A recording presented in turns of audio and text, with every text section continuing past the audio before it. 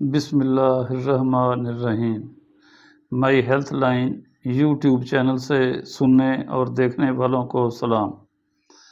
دوستو، خراٹے لینا بھی آج کل ایک عام بیماری بن چکی ہے۔ یہ ایسی بیماری ہے جو خراٹے لینے والے کا نقصان تو نہیں کرتی، لیکن خراٹے سننے والوں کو تکلیف اور اذیت میں ضرور مبتلا کر دیتی ہے۔ خراٹے لینے والا تو سوتے ہوئے انجوائے کر رہا ہوتا ہے، لیکن جو قریب سوئے ہوئے ہوتے ہیں وہ ساری رات جاگ کر یا کروٹیں بدل کر خراٹے لینے والے کو کوستے رہتے ہیں کہ جائیں تو کہاں جائیں۔ بہرحال، خراٹوں کو روکنے کی تدابیر بتانے سے پہلے آپ سے درخواست ہے کہ چینل کو سبسکرائب اور گھنٹی کے بٹن کو کلک کریں، اور اگر ویڈیو پسند آئے اسے لائک اور شیئر بھی کریں۔ شکریہ۔ واپس آتے ہیں کہ خراٹوں کو روکنے کی تدابیر کیا ہیں۔ چارپائی یا بیڈ کا تکیہ اونچا رکھیے۔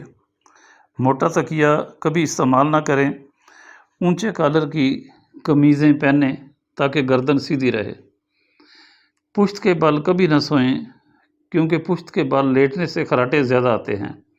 اگر ہو سکے قمیض یا پجامے کی پچھلی جانب کوئی گیند نما چیز سلوا لیں، بلکہ آج کل تو بیلٹس مل جاتی ہیں، ان کے ساتھ کوئی گیند نما چیز سلوا سکتے ہیں۔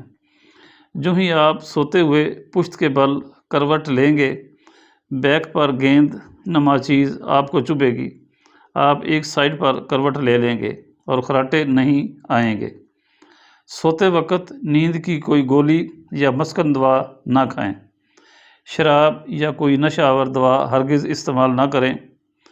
محنت مشقت کی عادت ڈالیے، چاقو چوبند رہیے، ورزش کیجیے، وزن گھٹائیے تاکہ آپ کے اعضاء مضبوط رہیں۔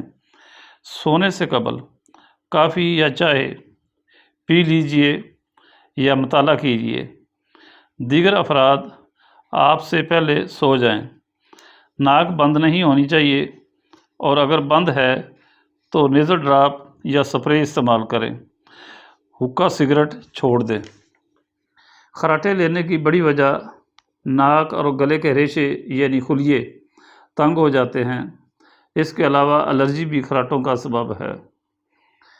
پوری نیند سوئیں، اس سے آپ کو بوجھل پن محسوس نہیں ہوگا۔ سوتے وقت آدھا چھوٹا چمچ شہد پی لیں، خراٹے نہیں آئیں گے۔ اگر آپ پھر بھی خراٹے لے رہے ہیں، آپ کے ساتھی کو چاہیے آپ کو کروٹ دلا دے، گردن سیدھی کر دے اور سر کے نیچے سے تکیہ نکال دے۔ اگر آپ ان تدابیر پر عمل کریں گے، یقیناً خراٹے آپ کا پیچھا چھوڑ دیں گے۔ چینل کو سبسکرائب کرنا نہ بھولیے، ویڈیو کو لائک اور شیئر بھی کریں۔ اللہ حافظ۔